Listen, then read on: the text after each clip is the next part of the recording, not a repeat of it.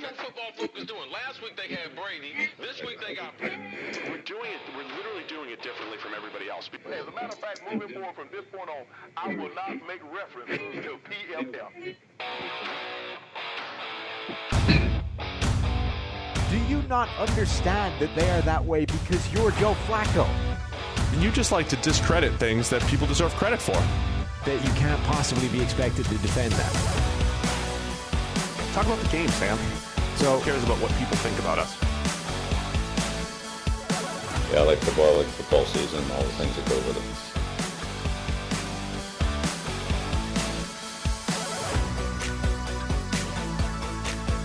it. Welcome into the PFF NFL Podcast. Steve Palazzolo on this side of the Skype and Sam Monson on that side. How you doing, man? Doing good, Steve. Turns out the improved audio from last week was messed up, or not last week, Monday, was messed up by me not pressing record on the thing. So we fixed that this time. In theory, did you press record? I pressed record. I pressed record. I did too. Can you not promise anything this time, please? In theory, I'm saying in theory, the sound should be better today because we're using those separate audio streams. The video guys, I can't help you. You guys are at the mercy of Skype. For people listening, the sound should be better right now. And if it's not my fault this time. There you go, promising things again. All right. Well, we hope everybody is staying safe, making good decisions, and we're here to help you get through all of this, talk some football, and give you guys a little distraction. It's free agency, Steve. Not everybody's making good decisions. Not everybody's making good decisions. I mean, look, social distance yourself from everybody, but also social distance yourself from bad contracts. That's my PSA. Yeah, it's a good one. All right. Let's get into this. We're going to keep it tight here. We got a hard out again. So let's start with the big news this week. There's huge news everywhere, but Tom Brady has officially signed, or has he? They're still working on some language. Almost officially signed with the Tampa Bay Bucs. I'm assuming that language must be called the GOAT at all times. Is that what they're sorting out right now? Yeah, giving him keys to the city, all that kind of stuff. It takes some time to work through that kind of things, particularly when everything's shut down. So what are your thoughts on this fit? I think we've talked about it a little bit.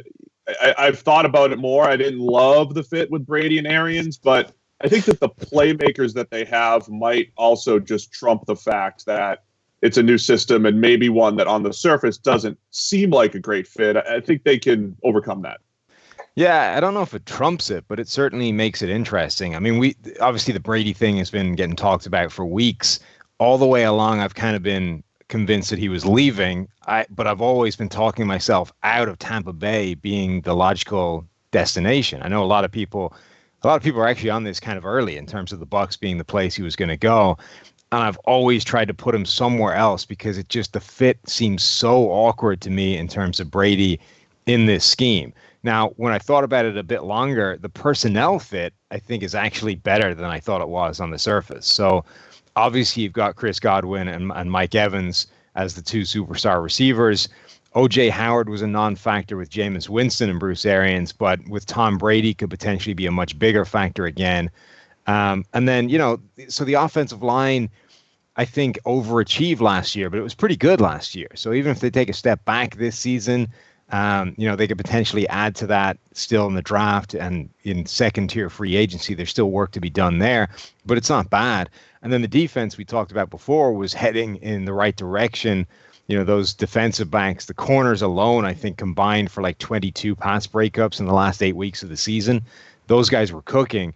So that defense is heading in the right direction as well. It's literally just Tom Brady being placed in this Bruce Arians downfield passing attack. And it's not that he can't do any of that stuff. I think he still has the arm to make any of those throws. It's just that stylistically, it's never been his game 100%. He's had years where he's skewed in that direction more, but he's never gone like full Arians, which is what he's going to have to do this year.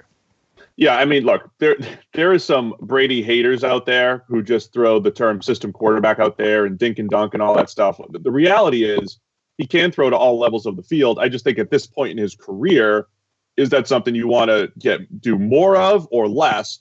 And if you want to say what his strength is, it's generally up to 20 yards. He's pretty good throwing the ball down the field, but he's picked his spots when throwing 20 plus yards. But the intermediate level is where Bruce Arians attacks the most. the slight difference is, again, Brady can do it, but it was almost always off of play action, and it was there were more shot plays, intermediate and deep passes. With Arians, it's like, all right, there's a few more 5 and 7 step drops where you need to hang in there just a tick longer, whereas Brady does have a comfort level of knowing pre-snap and post-snap where to go and just getting rid of it, right? Here's this 5-yard out. I'll just take that instead of maybe waiting for the dig route to come in from behind it. So, I mean, those are the types of things. A play call is a play call, and as long as those options are built in, then Brady can kind of tailor to the system to what he wants to do at this point, year 21 in his career. So the other thing that becomes interesting is this system inherently exposes a quarterback to more hits because you're asking him to hold the ball longer, to attack the intermediate, the deeper levels of the field. And, you know, when a quarterback gets up in age, it's not necessarily the arm strength or mobility or whatever it is that goes. It's durability. It's you stop being made out of, you know, cast iron the way you used to be, and hits that wouldn't have been a problem before suddenly start to take a toll. Like, Brady is one of the few players in the NFL, Steve, that's significantly older than we are. And we've reached the age. Right. We've reached the age where, you know, stuff just starts to break that didn't before. And when it does break, it takes longer to bounce back. Like, you're not Brady, on the TB12 method, Sam. I know this true. For a fact. I haven't had the avocado ice cream. Maybe that mitigates that kind of effect. But I'm just saying that he's going to take a hit at some point during the season. Damn it, you have that. This is what I have. You've got the massage tool here. Man, I'm going to. Well, no, because we're not playing basketball at the Y anymore. But because I'm socially distancing myself from you. But this is all Tom needs to get by, man. Yeah, but at some point in this season, he's going to take a hit that he wouldn't have taken if the offense was a horizontal, quick passing attack, and that might put him out for 3 weeks. You know what I mean? That's what happened to Brett Favre at the end, right? Brett Favre, I'm pretty sure now could go out there and sling a football like any quarterback in the NFL. But he reached the point where all the hits that he used to take throughout his entire career that never really did him that much damage, suddenly those things just started to break him into pieces, and he couldn't deal with it physically anymore. I'll say this too. Chris Godwin, really good. He knows how to get open, good contested catch guy. Mike Evans is more of a contested catch guy. I think in Brady's world, that's like throwing to Gronk. Gronk, you know, they could both get open a little bit, but it's like, hey, that's going to be your back shoulder guy, your seam route guy. They still probably need one more receiver, and that's why I do wonder, where is New England with 34-year-old Julian Edelman? What would Tampa Bay have to give up to get Edelman? And think about him complementing Godwin and Evans and those two tight ends. That could be obviously a perfect fit because of the Brady-Edelman relationship. There's also reports now that, you know, now the Brady thing is done, like free agents are queuing up to sign in to Tampa Bay and be part of this. Right. Now, but the Bucs probably weren't in this market at all. But what if a guy like Emmanuel Sanders suddenly decides that he'll take a pretty discounted deal to have one last go around to go with Tom Brady to the Super Bowl? Did he officially sign in Dallas? Oh, did he sign in Dallas? I think he signed in Dallas. I knew he was in the reckoning for Dallas. So I didn't know it was done yet. I'm in. I need to confirm that. But right. But yeah, well, that's a good point. Sanders or alternatives. You know, there's other guys out there who could potentially come in and be receivers that wouldn't have been on the Bucs' radar that are suddenly willing to take a much cheaper deal for a season or two because Tom Brady's there looking to get another ring. And they still have some cap space too, so they're not completely up against the cap yet.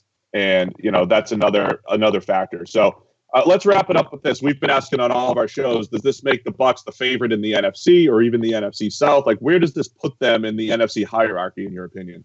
I don't think it makes them favorites, honestly, for anything. I think they're probably still second favorites, even within their own division, to the Saints.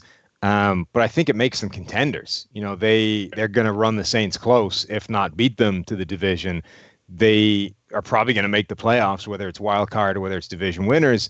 And when you get to the postseason and you have Tom Brady as your quarterback and you have a team that's good around him, like anything can happen. So I think more importantly, it changes the balance of power within the NFL. So the Bucs become some kind of contenders. But let's talk about New England for a minute, right? Because yes, the dynasty may be over, right? To me, that's honestly maybe even the more important, or more interesting aspect of this is Tom Brady's over there making the Bucs into some kind of contender. what the hell are the Patriots right now? They have lost more than anybody else in free agency. They don't have that good a roster anymore. Even key defensive pieces are walking out the door. Are they genuinely thinking about like mailing it in this season? Let's see what we have in Jarrett Stidham and then shoot for a Trevor Lawrence or a Fields or whoever the top quarterback emerges at the end of next season and like do this thing properly. Look, I could see it. So here's the deal, right? The more we study quarterbacks, and we know that they're the most impactful player on the field, but at the high end, it's even more than we even anticipated when we run the numbers on this stuff. And I think the Patriots through the years, up in New England, it's always been in Bill we trust, right? There have been other off seasons where free agency hits, New England sits pat, they lose all of their great players, and then they're still good, right? I mean, this has been a pretty consistent theme. They lost everybody in 2017. Deion Lewis is gone, that guy's gone, this guy's gone, and they won the Super Bowl in 2018. But Tom Brady's been that X factor, right? Mm-hmm. You can go out there with lesser personnel or take more chances with personnel or try to develop the Kyle Van Noys of the world from afterthought into impact player because Brady covers a lot of those misses. They've made a lot of mistakes across the years too. So now they're sitting there with one of the worst rosters, I think. Last year was one of the worst rosters, especially offensively, that they've had. But Brady was still there. He was okay. Now Brady's not there to cover things, right? And now I don't care who's the coach. I don't care if it's Bill Belichick or not. When you're sorting through Andy Dalton, Joe Flacco, a banged-up Cam Newton, I don't see how they're going to salvage this thing. I mean, Bill Belichick could get them to like 7-9, 8-8 with one of those quarterbacks, right? Or you roll Stidham out there, and I don't think it's far-fetched to say they're in, tank for Trevor and or just see what they have mode, and then let's understand it's going to be a step back before we take a step forward. Now look, Bill Belichick is one of the few people in the NFL who has enough money already in the bank, figuratively, to be able to say, essentially, behind closed doors, if not in public, that, look, forget 2020. It's done. It's written off. We are focusing on the bigger picture here. We need to do this properly, get a legitimate new franchise quarterback. And the only way that's happening is to sacrifice this year for the greater good. There aren't that, like, a lot of people. They'll just say, we're just trying to do what's best for the team. Right. In 2021. Yeah. A lot of people, I think, go into a period with that idea, and then they get like 6 weeks into it, they're 0-6, and they're like, "Crap, we're in trouble here. We need to start making moves, or people are going to get fired." I think Patriots and Belichick have the kind of the intestinal fortitude to see it through and to be like, "No, we will suck for 16 straight games if that's what we need to do to get the number one overall pick." There's two dynamics at play here, right? There's how much ego is there between Belichick and Brady in general, right? Because now we know, even though Brady's 43, and it would be a little unfair to take what he does at 43, 44 and compare it to anything he did in his prime, but you know it's going to happen. Yeah. Right. So Brady's gone this way, Belichick's gone that way. Brady, as you said, may have turned the Bucs into a contender. And if they win 10 or 11 games, it's like, wow, look what he did there. Belichick on the other side, is he going to say, you know what, give me Andy Dalton, I'll show them, I'll do it? Or would he say, you know what, I'll sacrifice? Everybody's going to be talking about how Brady was the key because the Patriots are sitting here with 4 wins the next year when Brady leaves. Is there an ego component there with Belichick? Or he is also the coach who has played the long game better than any other front office / coach in history, and he will play the long game, to your point. He'll do it. He's okay with it because he could have another 8 to 10 years coaching, right? Brady can't be playing for more than 2 or 3. So, maybe Belichick is okay playing the long game. It'll be fascinating to see. Patriots roster is bad. Yeah, and that's why I think there's a chance, right? Is that the Patriots have always done this sort of gaming the compensatory pick situation and playing for a year or two's in advance, trading picks for future picks and all that kind of stuff. And this is basically doing the same thing, just in a much more dramatic scale. It's like, no, we are completely sacrificing this season because our quarterback just walked out the door and we don't have an adequate replacement on staff. Like, so if they were going to do that, I do wonder how much. I also don't see Belichick saying, "Oh, I'll help Tommy down there in Tampa Bay. I'll trade him Julian Edelman or James White." I mean, the two things that the Bucs need offensively are a pass catching running back and essentially not that Chris Godwin's great from the slot, but like the true shifty slot receiver. The underneath player. Right. And so Julian Edelman and James White are actually the two perfect fits for what the Bucs need down there. And I would be fascinated to see if they would be trade bait for a Patriots rebuild. I think 30 other teams should be calling New England about any player on their roster and seeing if they can make them part with them. The Bucs, if they're interested. The Bucs are getting nobody. There's no way Belichick is trading them anybody, even if it is a good fit in the way of assembling draft capital. By the way, I just have a quick update from somebody who will remain nameless for the sake of honest anonymity. I quote, "Sanders hasn't signed. Steve is a tit." Sorry. So just a quick update Ben. from that. Thanks, Not Ben. Appreciate it. Not Ben. Is that Neil? Tell Neil to answer the Skypes I sent him instead of sending me messages on the podcast. Thanks, Neil. All right, my bad. Anyway, Sanders would be a good fit with the Bucs. Good call, Sam. Thanks. Sorry to show you up in the middle of our show. All right, we got to keep this efficient here. I think next week we could do like a reset. You want to do like an AFC, NFC reset, go through each team, see where they stand? Sure. We'll give every team their love next week. We're just trying to hit all the big stories right now. So Phillip Rivers to the Colts is one of the big moves. Couple big moves by the Colts, trading their first round pick for DeForest Buckner. Did we talk about that on the last pod? Was that in yet at the time? So. I don't think it was either. So trading the first round pick for DeForest Buckner and signing Phillip Rivers, a 1-year deal. What are your thoughts on where the Colts stand in these couple big moves that they made? I like this a lot. The Colts were one of the places I was talking to as destinations for Phillip Rivers and for Tom Brady for the same reasons, right? Which is, I mean, we talked about this before, that the Colts have a really good roster top to bottom. They are they are a team that's capable of winning, and they thought they were going to go on a Super Bowl run with Andrew Luck before he retired.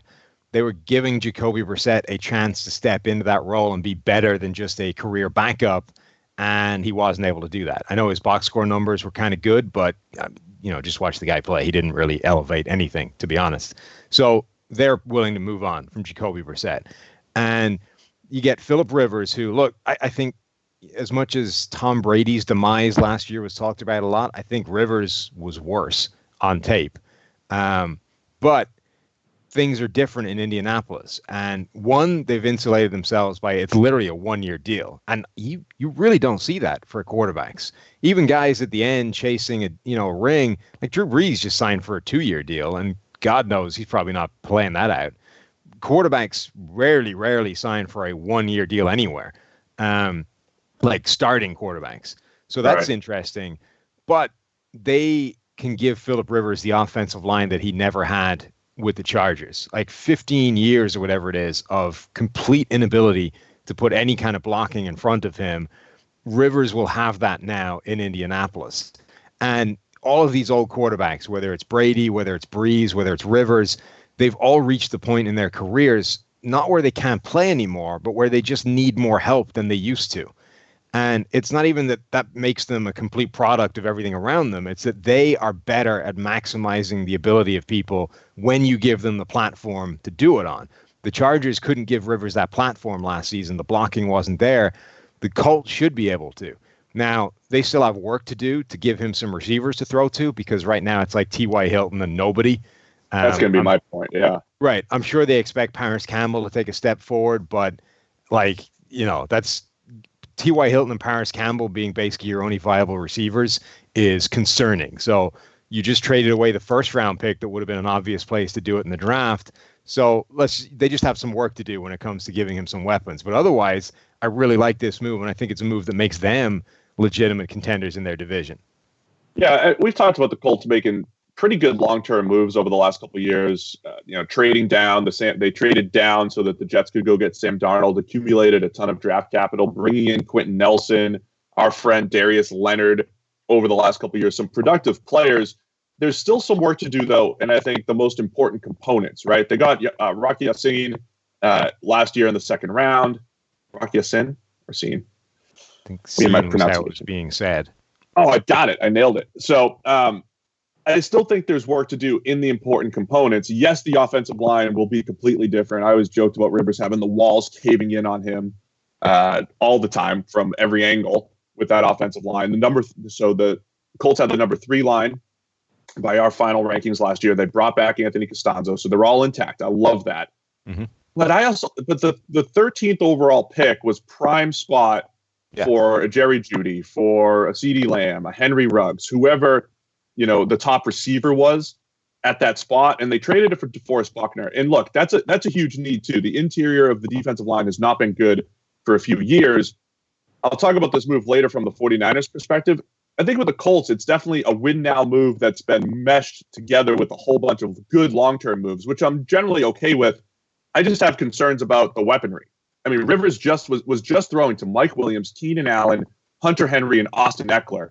And all of those guys, other than T.Y., as you mentioned, are essentially better than what he has, with the Colts. So that would be the concern, because he still needs a little bit of help. I do think the indoor, not dome, indoor environment will help that arm. You're right. That's another reason that I think it was a good place for Rivers or Brady, is the indoor aspect of it. It's definitely not nothing. It's not a massive deal breaker. So it's cheating a tiny percentage point here or there, right? So it's got to help.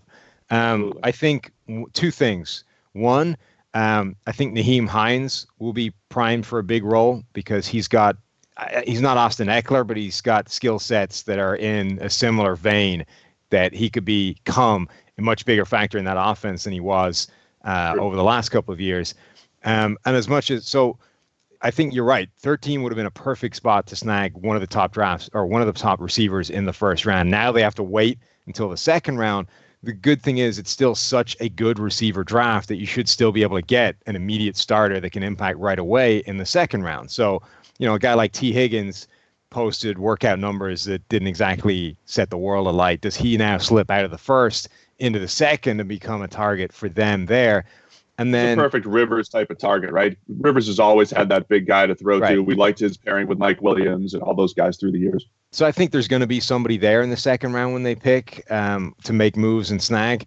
Then the last point I wanted to make is with the Buckner thing, so they draft him. A first round pick for Buckner it's fine, right? And then the thing is, you gave him a monster contract as well, which is it overpaying?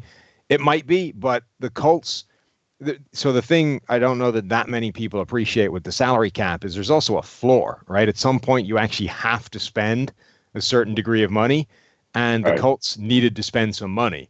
So what's a better way of doing that, right? Grabbing some free agents and just throwing money at them because you needed to spend, or getting a guy that you do think is a long-term building block, fundamental piece of your defense, and paying him top dollar.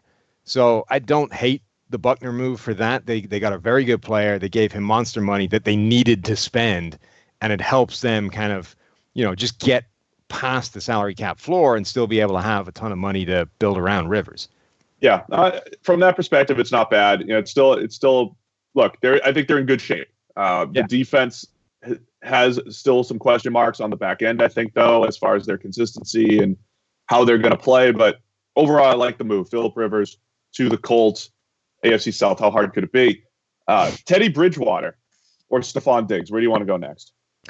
Let's do the Diggs thing first from the Bills' point of view, because we kind of talked a little bit. We talked a lot about the Vikings last podcast, Steve. We did, Sam. We did. So let's cover it from the Buffalo perspective. Right? Thank you. It's a Vikings-free podcast. All right, let's make Buffalo Bills fans happy. # Bills Mafia. I think you've got one of the best, if not the best, receiving corps now. Stephon Diggs, Cole Beasley in the slot, John Brown, the deep threat. Go get him, Josh Allen. I think it's a fantastic trio. People got mad at me when I tweeted that. I tweeted out when they made that move that all of a sudden the Bills have the best wide receiver group in the NFL, and people were so mad. Now, a lot of those mad. Not Bills Mafia. It's hard to know because I've muted so much of Bills Mafia at this point that for all I know they were all endorsing it and I just didn't see it. But a lot of people that were mad were dumb, right? Because they were talking about groups that had tight ends in there. And it's like, no, I said specifically wide receiver group. So that doesn't count.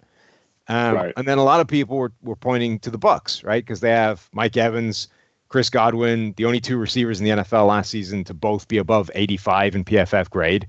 It's like, okay, who's number 3? I think there's value to a third option, right? Which was my point. So Right. The other thing is that I think that Bills, I mean, we talked about this when we projected that if they got Amari Cooper, they would have the best receiving trio in the NFL. I think the same thing is true with Stephon Diggs, and I'm not 100% convinced that Diggs isn't a better player than Amari Cooper anyway. So, and honestly, they're kind of similar in how they win in terms of, everywhere with route running and skill, So I think Diggs gives them arguably, let's say, the best wide receiver trio in the NFL. It gives them three guys that all win with separation. In Diggs, he wins with other ways as well. He's good after the catch. He's the best receiver in the NFL in terms of contested catch win rate over the last 3 seasons. So 3 years put together, Diggs is number one, despite being like 6 foot 180 or whatever he is. So they have literally a guy that wins everywhere. They have a guy that wins deep and with route running, and they have a guy that wins underneath and with route running. Effectively, you have the best possible trio of receivers for just gaining separation and painting Josh Allen the best picture possible on every single snap. At that point, it's all down to him. It's all up to him and see what he can do with that. So, yeah, the thing with Allen is he did take great strides, as we had talked about quite a bit on the podcast. We gave credit where credit was due. His short area accuracy was better last year. He still misses more throws than the average NFL quarterback, but up to 20 yards, he was much better. And to your point, these are all route runners. They're all guys that can get open. Deep passing numbers in general do tend to fluctuate, and they are generally dependent on receivers. So as ugly as some of Josh Allen's deep passes were last year, landing out of bounds or whatever, dealing with the Buffalo wind, whatever the deal was, Diggs will get open deep every now and again. John Brown will get open deep every now and again. That stuff he should hit a few more deep passes next year. That's not what is going to make or break his season. It'll still be all the stuff up to 20 yards, continuing to develop there. And then I'll add in that Allen's rushing ability is a factor, right? His scrambling ability is difficult to contend with.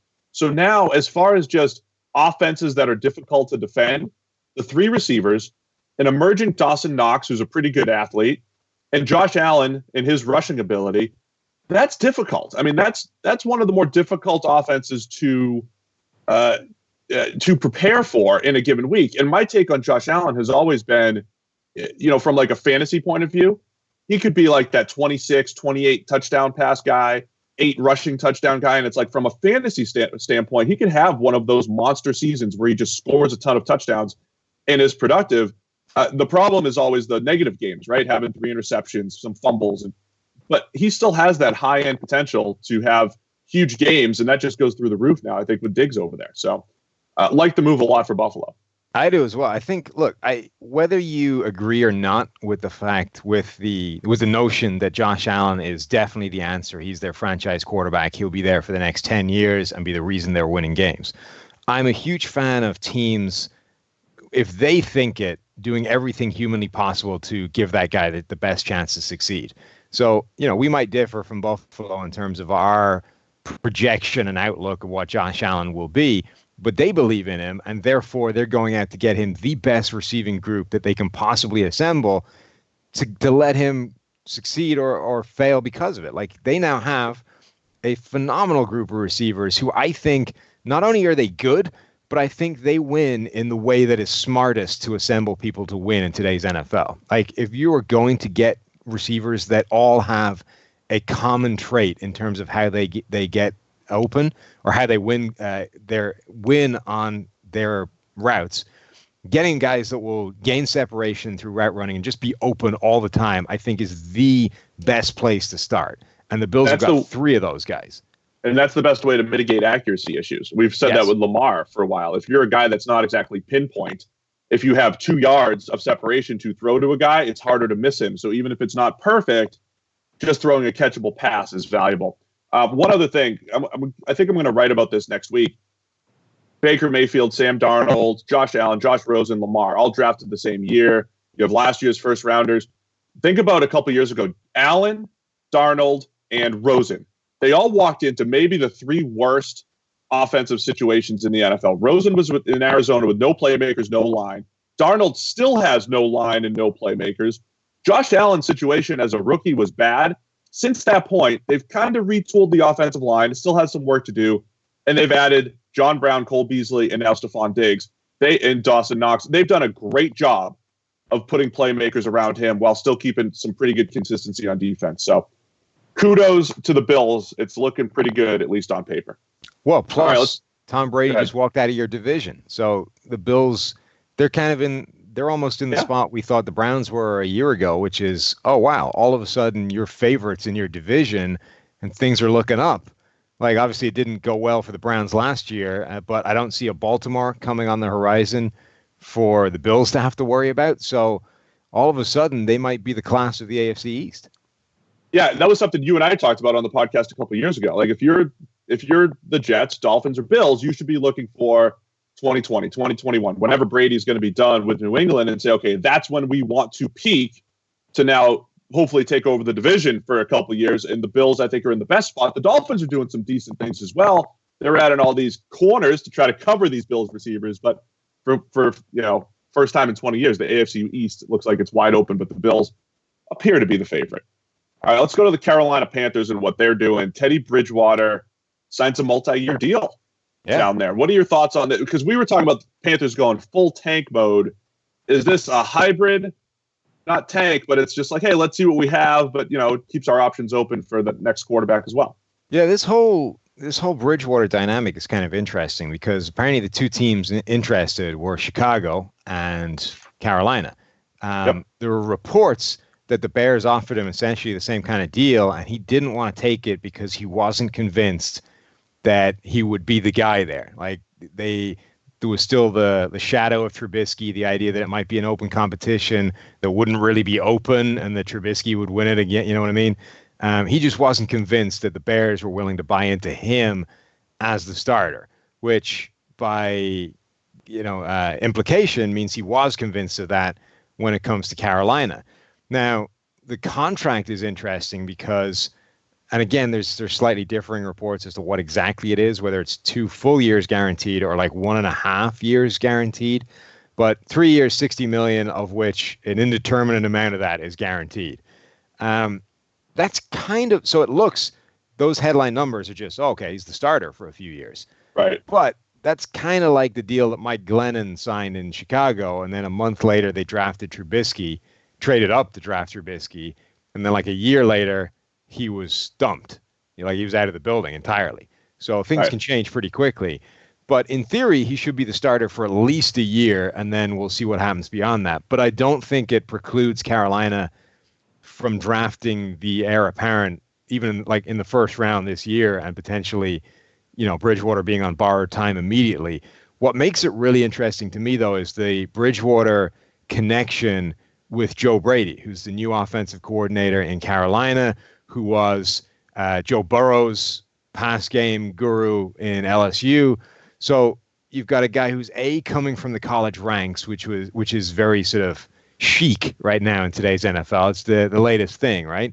But what we've seen is if you have a relatively radical college offense, you still can't just pull that in to the NFL immediately, plug it in as it was, and expect it to function, right? We were all so excited about the Cliff Kingsbury bringing the air raid to the NFL, and we saw like a month of it, 10 personnel, everything, empty sets, and then like a month later, it was actually, we're just going to go back to running, we're going to heavily modify this thing for the NFL. So Joe Brady is going to be bringing whatever version of his offense, which is, the LSU offense, which has Saints origins, which is another Teddy Bridgewater connection. So he's bringing whatever version of this is going to come to the NFL, and they are going to be figuring out what needs to change in order for it to be successful for Carolina going forward. And I think Bridgewater becomes a really important part of helping them do that. Like, he's going to be in a fairly unique position of sort of helping them develop an offense on the fly in a way you don't see many quarterbacks do, and I think would be a big help to that team. So I think that's a big part of bringing him in, is this familiarity with the scheme and the fact that the scheme in its current format doesn't really exist yet. So he's going to be helping build it. So do you think he's a bridge quarterback still? I do think he's a kind of, I think he's going to be a bridge with the added responsibility of being like a key part of like building this offense, the NFL version of it. Yeah, I think Teddy is very clearly in that middle tier of quarterback that I call 60-70% of guys. If I was building a team, he would be the perfect of bridge quarterbacks. I don't know that you ever truly want to go full tank mode and just deplete resources to the point where you're clearly going to win 0 or 1 games, right? Like, I don't know if you ever want to do that, but I also think you can make a number of moves that set you up better long term. And I think the Panthers should continue to make moves that set them up more for years 2 and 3 rather than year 1. So Bridgewater's fine for that. I still think the Christian McCaffrey trade should be on the table. They've already talked about trying to trade Cam. We'll see if anything ever comes of that or if they have to release him. But they'll release him if they can't trade him. Oh, they'll release him if they can't trade him. I'm curious. The debate there, if you're a team, do you trade him, give up assets, or he's on the open market and you probably have to pay more than the 20 whatever million he's due. Right. You might have to pay 30, you might have to pay 28, whatever it is. But at that point, the compensation is always like a nominal, here's a 6th or 7th round draft pick just to jump the queue. So it's not, it's minimal concern in terms of giving up assets. The thing about Bridgewater, though, in terms of like, is he a bridge quarterback or not? My thing is, so is he the starter in 2020? I would say like 100% yes, right? Is he the starter in 2021? I would say that's probably 50-50. Is he the starter in 2022? I would say there's like a 25 or lower % chance that is true. So that makes him some kind of bridge to me, right? He's definitely the short-term thing, but he's probably not the intermediate. I mean, he might not be the intermediate and certainly isn't the long-term answer. All right. So Carolina still in long-term mode. While everybody's at home, Sam, you know what? One thing you can do is what's that? The time. What can you do? Shave your nuts. Yes, you can. You could do that, and the only way to do that is with Manscaped. It's been a while, guys. I'm sure it has, but you have some time now. Take a second to thank our sponsor, Manscaped, for holding you accountable to get rid of the funk and shave your junk. That's what everybody should be doing. Manscaped.com with the promo code PFF. That's where you can get 20% off the Perfect Package 3.0, Lawnmower 3.0. That's what it's all about here, Sam. We're making advances with some of the best ball shaving technology already on the market. Absolutely. And the biggest advance is cranking up the RPM because, as everybody knows, more power is better. So, as horsepower in cars has been cranking up over the last 20, 30 years, so the RPMs in the lawnmower have been cranking up, getting steadily higher and higher. Now we're at 7,000 RPM to redline and take off anything you want from the junk. Whip it right out of there with 7,000 RPM of power. The 3rd generation trimmer, the Lawnmower 3.0, features a cutting-edge ceramic blade to prevent manscaping accidents. Millions of balls are about to be nick-free thanks to Manscaped's advanced skin-safe technology. And, of course, let's not forget the crop preserver, your anti-chafing ball deodorant, and moisturizer, Sam. You already put deodorant on your armpits, so why not put deodorant on the smelliest part of your body? When you purchase the new Perfect Package 3.0 kit at manscapes.com, you get the biggest bang for your buck. Subscribers get a new replacement blade, and that shows up to your door every 3 months, making sure your trimmer is always fresh. And then for a limited time, subscribers get not 1 but 2 free gifts. It's the Shed Travel Bag, which is $39 of value, and the patented high-performance anti-chafing Manscaped Boxer Briefs. It's all at manscaped.com, Manscaped, manscaped.com. 20% off, plus free shipping with the promo code PFF. That's manscaped.com. Promo code is PFF. What a perfect time for the Perfect Package 3.0, Sam. Absolutely. Free shipping is awesome, and that travel bag is great. I've been using that before we were housebound and not allowed to travel places. That's what I was using to travel. Before you weren't allowed to travel. Yeah. All right, let's go to today's news. Today, Thursday, March 19th, Darius Slay traded from the Detroit Lions to the Philadelphia Eagles, 3rd and 5th round picks, and the Eagles' smart move locked him up or extended him 3 years, $50 million tacked onto his deal. That's a smart move because, yes, other teams kind of, trade for a guy and then don't have a deal in place. And then the player has the leverage. So pretty good move by the Eagles. What's that? Other teams, huh? Naming no names. Dallas. No names. Dallas Cowboys, Houston Texans. So what are your thoughts on Slay coming off of one of the worst years of his career after 5 years of really incredible consistency? Slay's really interesting. So, like we've talked before about how coverage is really volatile, and also that it's more vulnerable to the quirks of who you're playing than a lot of other positions, because that cliche of the perfect pass and the perfect catch beat the perfect coverage every time. And Slay appears to be like a case study in that, because even if you look just on Twitter at all the highlights people are posting, like half of that guy's highlights are receivers making catches. Like he's in really tight coverage every time, but the guy is still catching it at the other end. Like Stephon Diggs gets him for a bunch of these plays where he's all over Diggs and Diggs still makes the catch. There's a few other plays where it's happened, and it's sort of fascinating that I've never seen a player where so many of his highlights are what would be low light production plays. He's giving up a play on that particular snap. But I think it's a perfect example of how a guy's grade and production can go down, but when you sort of throw on the tape and look at him and say, all right, the traits are still there for this guy to bounce back in 2020 and beyond, right? So the Eagles looking at him, they see the bad grade, they see the poor production, they see him giving up a lot of plays, but when you look at how they're happening, they see him still in tight coverage, still being able to mirror receivers, still being able to play at a consistently high level right up until the catch point on a consistent basis. And you're like, okay, that's the kind of thing that doesn't always go this way, right? Next year, it'll bounce. It's like losing a bunch of close games, right? If you lose 10 games by 3 points, just by logic, it's going to swing back in the other direction at some point, and you bank on that. So the Eagles have banked on the idea that Darius Slay is going to go back to being Darius Slay, and a lot of those plays that receivers were getting, despite him being draped all over them, are going to fall incomplete next year. Yeah, he's coming off, as I said, his worst season since his rookie year, but there's the fickle nature of coverage, as you mentioned, because his previous years, 2014 through 18, coverage grade of 70, 77, 80, 80, 78.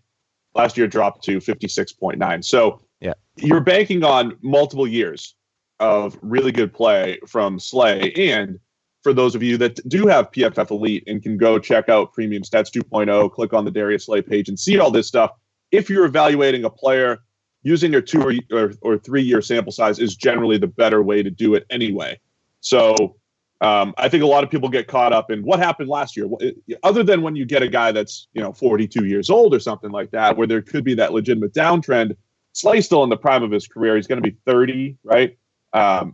So I think he still has a couple years left. For the Eagles, they also add Javon Hargrave, and I think there was probably there was only like a handful of players that hit free agency that are like 25, 26 years old who you say, okay, these guys are legitimately going into their prime and you can lock them up. Javon Hargrave's one of them. So I think it's a good couple moves for the Eagles, add more defensive line depth. And then, they've really needed help in the secondary the last couple of years, despite Eagles fans telling me not to mock draft corners for them last year at this time. Good moves by the Eagles. You like that then? Yeah, I like them both. I think they're right to bank on the idea that Darius Slay will bounce back. I think his tape is still good, even if he struggled in terms of getting unlucky the last couple of years. And I'm with you. I think Hargrave was a really good move as well. I think Hargrave and DJ Reader were two players I was both really high on coming into this free agency. They both went for a lot more money than I was expecting them to, but I think that's just a realization that the NFL was seeing the same thing, which is young, dominant run defenders that proved that they could be effective on passing downs as well, coming into their prime and, being the perfect target for anybody that wants D-line help. All right, let's discuss a couple more corners, because the two top corners on the PFF free agent board also signed in the last couple of days. Byron Jones goes to the Miami Dolphins. And I am fascinated with this pairing with Zabian Howard, a guy that you and I have talked about since college as one of those guys who in one week he looks like Richard Sherman, the next week he looks like a bad Big 12 corner. I know Dolphins fans were really high on him because he had a bunch of interceptions a couple years ago, banged up last season. The interceptions don't tell the whole story, but he has some incredible games and ball skills and all that stuff. If Zabian Howard's more of a number 2, I think that's huge for what he's capable of. So I love this pairing of Byron Jones and Zabian Howard down there in Miami. It's also a really interesting pairing just in terms of that interception discussion, right? You've got one cornerback who's probably overrated because he had a bunch more interceptions than is likely to continue. And you have another corner who's probably underrated because he's got like one interception in the last 2 years and basically doesn't get them. So in both cases, the interceptions probably don't do a great job of telling the whole story about that cornerback. By the way, you were just talking about the fickle nature of coverage, right? And you were talking about actual targets. Actual targets, you might have 60, 70, 80 in a year.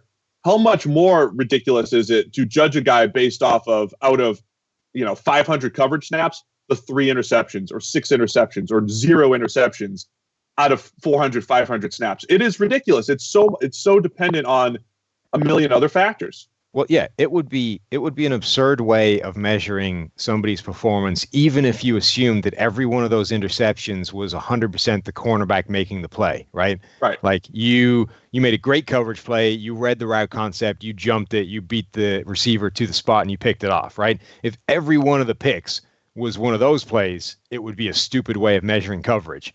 But as we know, a ton of interceptions are like the quarterback was under pressure, misread it, threw the ball up in the air, and you were literally standing there and it dropped into your arms. Like it's a play that you could make. Those are plays that are in that interception tally that you're using to judge a guy based off 7 plays over 600. Like it's an utterly absurd and stupid way of measuring performance. Now, that doesn't mean that the number is meaningless. Like there are cornerbacks that will get more interceptions than others because they are gambling ball hawk type of corners. And that means something. It's just not a number that you should use in isolation. Similarly, there are corners that will never get many interceptions because they're bad at that kind of thing. But it doesn't mean that they're not good cornerbacks because the primary role of a good cornerback is to stop somebody catching the ball, not to catch it yourself. Now, and especially, Miami's going to play as much man coverage as anybody. So, yeah, we're going to see these guys locked up in man-to-man quite a bit, maybe against the best receiving core in the NFL twice a year, the Buffalo Bills. So, yeah, I like this move for Miami. I think Miami's made some good moves, some not so good moves. The not so good would be, Eric Flowers. I want to talk about some of those. I mean, real quick, it's like the NFL is still using games played as a stat to evaluate offensive linemen. I mean, well, this guy started 40 games. He's got experience. Give him $10 million. It's absurd. Are they even evaluating how well these guys play? I think there is a genuine problem when it comes to offensive line depth and availability in the NFL. Now, I'm not saying the problem is bad enough that it explains some of these signings in that, if I'm going to be stuck starting crap on the offensive line, let's at least make it be cheap crap. But how about this? George Fant and the Jets. Okay, I don't want to give it. We're going to do our favorite and least favorite moves later on. I mean, spoiler alert, it might be George Fant. You got a ridiculous number. I'll save the number for later. Anyway, Miami's made some good moves and some not so good moves. I thought even just like drafting Christian Wilkins last year in the first round as just like a run-stopping interior defensive lineman, just an unexciting way to start the rebuild there. But they have all the draft capital. They still have to, find their long-term quarterback. They did add Byron Jones. There's still a lot of work to be done in Miami. I just lean more towards the Byron Jones type moves than the Eric Flowers type of moves. Yeah, and I really like the Byron Jones fit because, as you say, they're going to run more man coverage than anybody else. I think Byron Jones is at his best playing man coverage, so I think that part is a fantastic sync. I think so. The Dolphins, we have Kevin Cole, who you can find on Twitter, doing this kind of basically a plus minus in terms of how much teams have added or lost in free agency or the offseason, using our wins above replacement, using our grades, using all these things plugged into a model to essentially project how much better or worse teams have gotten, right? And the Dolphins are among the winners so far in free agency when it comes to wins added effectively via this way of measuring. For this year, right? Just for 2020? Yeah. Just this offseason. So they're behind the Colts and the Cardinals. So I think you have to like a lot of what they've done. They've added some good players. They've added some pieces that should help them get better. But it's not to say that every move they've made has been perfect. Colts are up there mostly because of Phillip Rivers, the upgrade over Jacoby Brissett. as far as Buckner health, and of course the Cardinals with DeAndre Hopkins. So our number 2 cornerback on the free agent board is Chris Harris of the Broncos, now staying in the division, going to the Los Angeles Chargers, a team that we never really considered because on paper, they've got one of the better slot corners in the league. I know Desmond King did not have a great season last year, but I've got insight. And that's what I'm trying to set you up, Sam. Right. I'm trying to set you up. So what's the fit? You have Casey Hayward, outside corner. You have a question mark at the other cornerback position, the outside cornerback position. Desmond King, really good slot. You have Derwin James at safety, Nasir Adderley at safety. What are the Chargers going to do with all of these players? Right. So everybody's, Chris Harris chooses the Chargers. Everyone's like, that's a kind of strange fit given Desmond King. I have the answer because Chris Harris is a friend of the show. Are you allowed to say? Who knows? Let's find out. So what you do Let's is see if he's listening. You fire a DM at Chris Harris and you find out, hey, Chris, when you were on the PFF NFL podcast, you told us you wanted to play in the slot. You wanted to go back to doing what you were best at. What's the deal with the Chargers? Are you playing outside or are you going to be allowed to play the slot? He's like, nope. They told me I'm going to be playing the slot. Desmond King's going to be moving to safety. So Chris Harris does wind up in a great situation for him. He does get allowed to go back to playing in the slot, being that do-it-all player who can blitz, who can defend the run, who can play coverage, who I think that's where he's at his very, very best, especially given his age.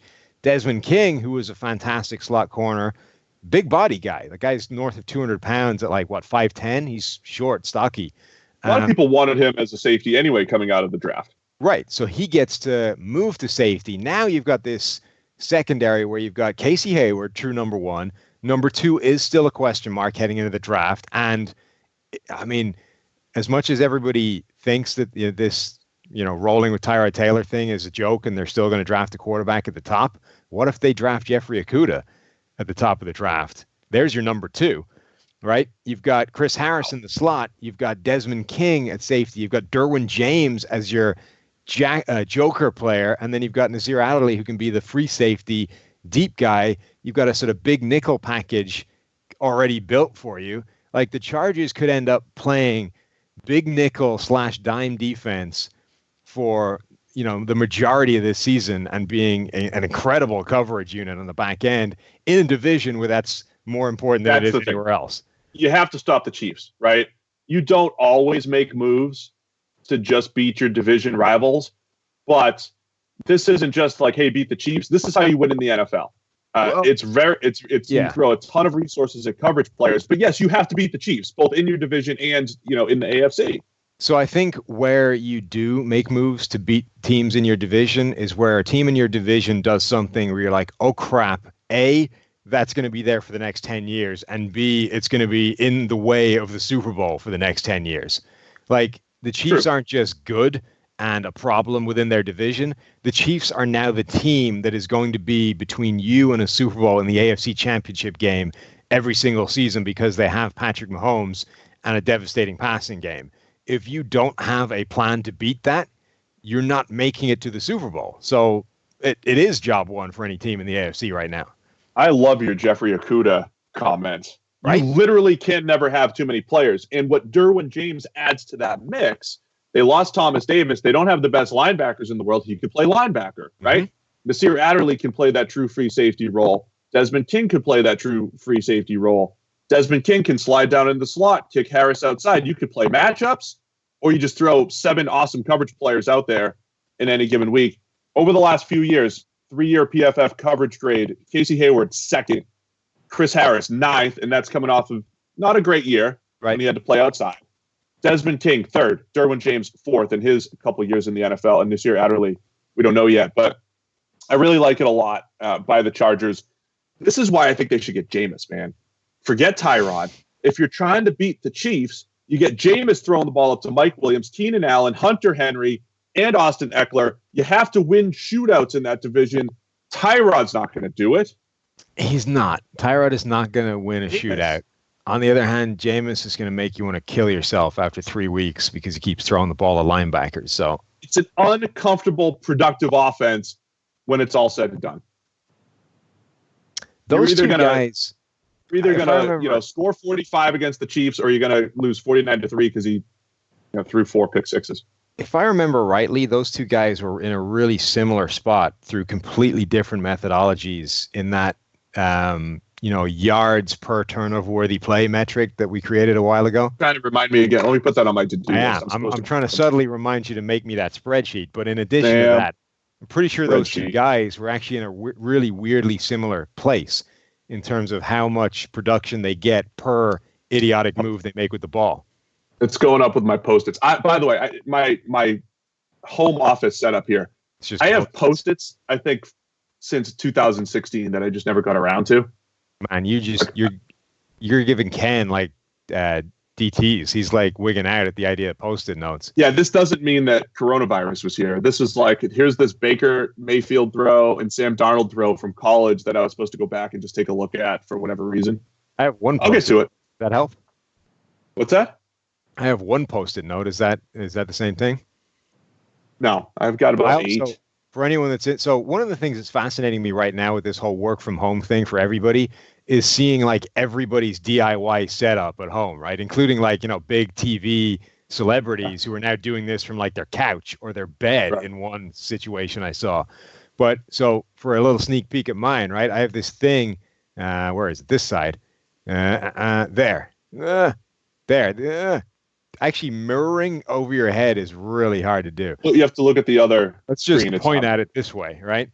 This thing up here is like a cradle for an iPad that is attached to a book shelves over there, but it's too big for my phone, which is how I'm doing these like video hits. So there's some duct tape double-sided onto it. So I stick the phone against this thing and then stand in front of it. That's my DIY setup right here. It's not quite it's not quite from the bed like I've seen other people do, but it's in the ballpark. Yeah, pretty impressive. You're winning the DIY stuff.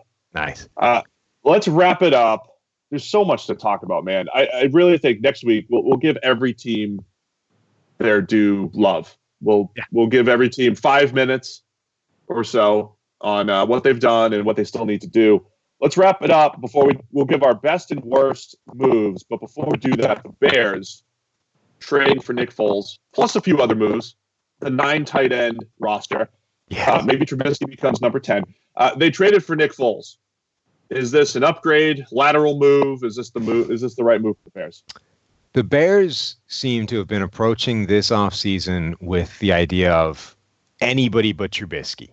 I don't really care who. Just give me a quarterback, and I'm not tremendously interested with which one it is. I think, honestly, they've basically been in the sweepstakes for every quarterback that's been available.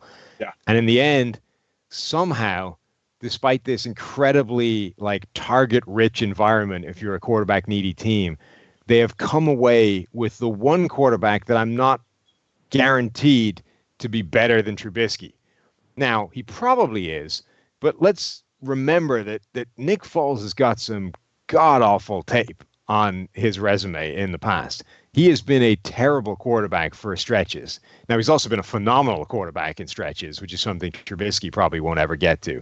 But the idea that you can like survey the quarterback landscape, see all of these different available options, and decide on the one that A, you had to pay to get, B, you had to take on a contract that was clearly bloated beyond reasonable proportions, and C, might not actually be better than Trubisky, is kind of staggering. Like at the moment, Nick Foles' one and only selling point for the Bears is that he isn't Trubisky. The end. Yeah, this is one of my favorite tweets of all time, was digging up Nick Foles and his volatility after the 2017 season when they went to the Super Bowl. He only played in a handful of games, but over a 2-year stretch, he had the 2 highest graded games that the Eagles saw. So, Carson Wentz started almost every game. Foles had the 2 highest graded games, right? But also 4 of the 5 worst. Yeah. I mean, so Carson Wentz, his range of outcomes is here. Nick Foles is way out here off the screen. Sorry, podcast listeners. I'm reaching my arms wide, my 6'10" wingspan. That is the range of outcome. So Jameis is the king of volatility in game, right? From throw to throw, it's right. Jameis. Game to game, Nick Foles might be cesium. Game to game, Nick Foles might be the most volatile quarterback in the NFL.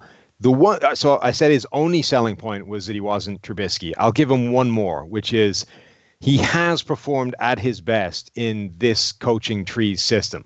So whether it's Kansas City, the Andy Reid tree, whether it's Philadelphia with Doug Peterson, now Chicago, Matt Nagy, that system has done well for Nick Foles in the past. I think he's a quarterback that does respond well to quarterback-friendly systems in a way that Trubisky hasn't yet, right? Trubisky has failed despite the system being set up for him to be good. I think Foles is more likely to respond positively to that and skew towards being better than Trubisky, but ultimately it's hard to love this move. I just tweeted out all those game grades. It was a tweet from last year at this time because I was trying to tell Jaguars fans what they might be getting. So now I'm telling Bears fans, here's what you might be getting with Nick Foles. The high-end stuff has been good. So the familiarity is important, though, and now people are adding the whole disease thing and practice time, and there's a lot wrapped into this thing here. The whole disease thing. But the virus could affect practice time and preparation time. So there's there's something to that as far as Foles being a familiar face. If you guys want all those grades, we have a great deal for you guys this week. NFL 2020 is your promo code. That'll get you 25% off every PFF subscription. I believe it's through next week. So go check it out. If you guys, again, are looking for a distraction, something to do while you're stuck at home, highly suggest PFF Elite. We're giving you 25% off. Promo code's NFL 2020. Let's wrap it up, Sam, with our favorite moves and our least favorite moves. What did you like the most so far this week? Yeah, I mean, the only answer to this is the only answer to either of these things are one side and then the other of the Nuke Hopkins trade that was the Cardinals and the Texans went in with. The trade has been made look even more bizarre with Michael Irvin's comments about Bill O'Brien after the fact. But if the Cardinals' entire offseason, on our last podcast we were talking about, it's all about receivers, right? You've got Andy Isabella and Hakeem Butler on the roster. You can't possibly know that those guys are going to be solid contributors for you going forward. At that point, it's Larry Fitzgerald and almost nothing else. You've got to get weapons for Kyler Murray. And it was, do they do that in free agency? Do they do it in the draft? Do they roll into the draft being left needing the wide receiver? We didn't see this coming, which is a trade for one of the best receivers in the NFL. Now, the trade for him in and of itself would have been a real coup. It would have been an excellent move, undoubtedly a better way of spending a first-round pick than drafting one of the top receivers in the game just for the certainty factor. But they didn't even have to do that. They not only traded for him, but they did it. The make weight was getting rid of the running back with the bloated contract that they wanted rid of in the first place. Like, getting rid of David Johnson's contract would have been a positive move in isolation. Getting rid of his contract and getting Nuke Hopkins back in exchange with a bit of extra noise either way in terms of draft picks, that is like, it's an absolutely absurd move. It is a move, we said it last time, it's a move that would have been vetoed in fantasy leagues. It is a move that's so lopsided that you can't even find the logic of what one team was attempting to do. Like, this is the most one-sided ass-kicking of a trade that the NFL has made, dating back to like the Ricky Williams for your draft. Wow.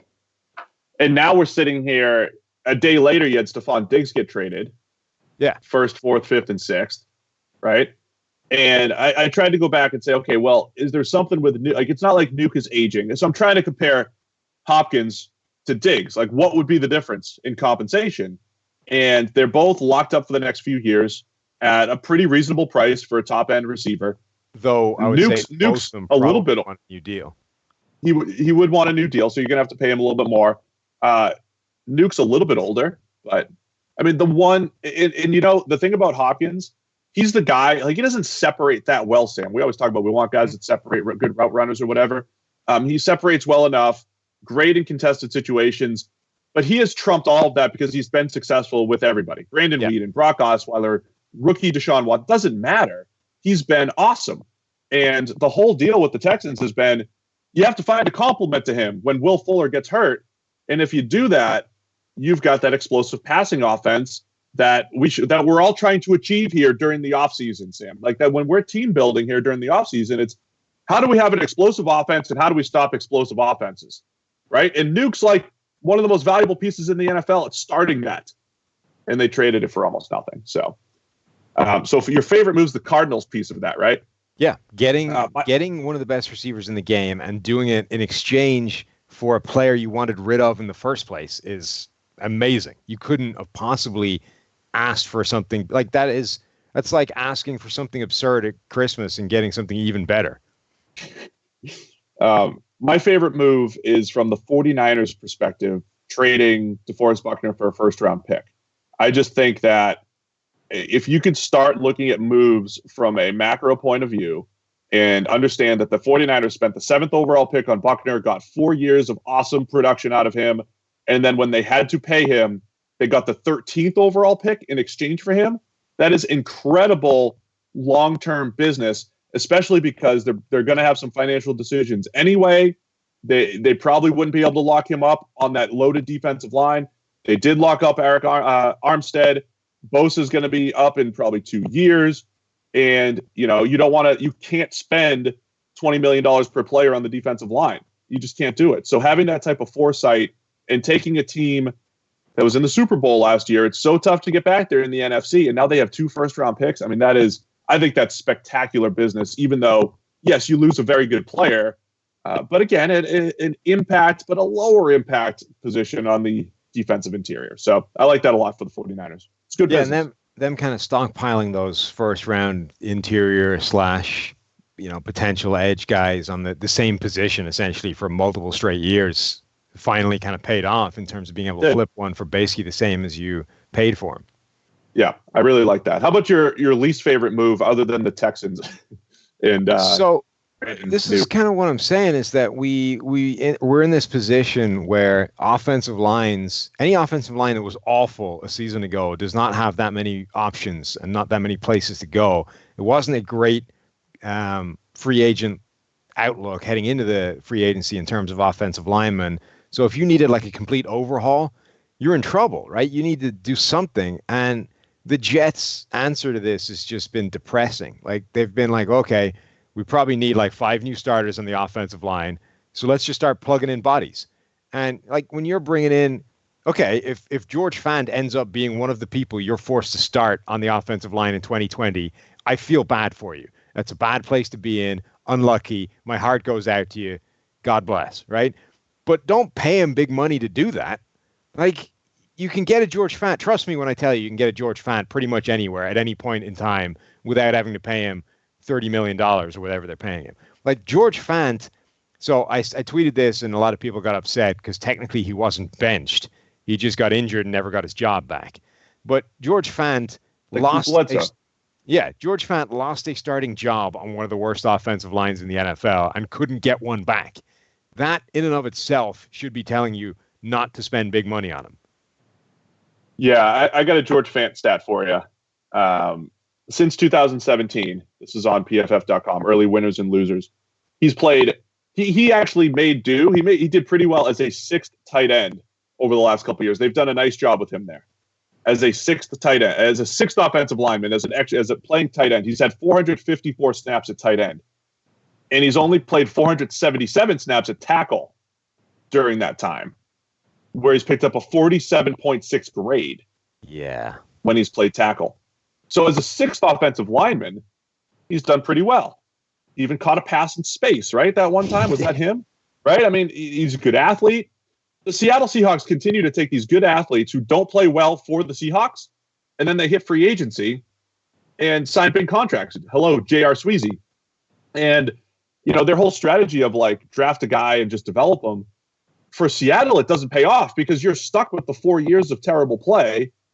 And then he goes and gets paid, and it's like, all right, now what do I do? Grab another guy and have him play terribly for 4 years? Like, I don't know. I don't like that move at all. I do think that the NFL is just straight up saying, so that was one of my least favorite moves, just the Jets signing Fant, Vaitai going to the Lions, Eric Flowers going to the Dolphins, just bad old linemen. And it's not the worst contract in the world. Like it's for like 15th or something in terms of average per year, but he basically signed the same contract money-wise that Andrew Whitworth signed, right? And it was the same. It's the same length as well, right? Whitworth signed for 3 years, despite being like 122 years old. So, like, that's your choice, right? Do you want a tackle who is awful, who is young and awful, for the same money as a guy who's old as time itself, but is still playing at a really high level? Like, none of these are like none of these are stumbling into Joe Thomas as the solution to your left tackle problem. But one of them actually makes you better, and the negative shouldn't be a crushing problem. And the other one might actually make you worse from one of the worst situations in the NFL. And it costs the same money. It's just bad. Like, if you're stuck in this situation, it is an awful spot to be in, but don't compound the problem by throwing more money at it. Yeah. Don't love it there. The other move I really didn't like, Bears signing Jimmy Graham to like real money. Yeah. Right. Jimmy Graham has looked cooked for 3 years now. And I was joking that last year was the year of the slow tight end. Jason Witten, Ben Watson, and all the Patriots tight ends. Jimmy Graham, it just felt like slow tight end still lurking around. So Jimmy Graham to the Bears to be tight end number 9 on their current depth chart. So anyway, there's so much stuff that we can hit on. We'll get into way more detail next week. We'll be back on Monday with the PFF NFL podcast. And then Thursday again, we'll hit up AFC and NFC next week, recap what your teams did, what we liked, what we didn't like. But again, get to pff.com, promo codes NFL2020, NFL 2020 to get 25% off every PFF subscription. All right, Sam, you and everybody stay safe over there. Make some good decisions. Better than your team did. Thanks, man. See you guys.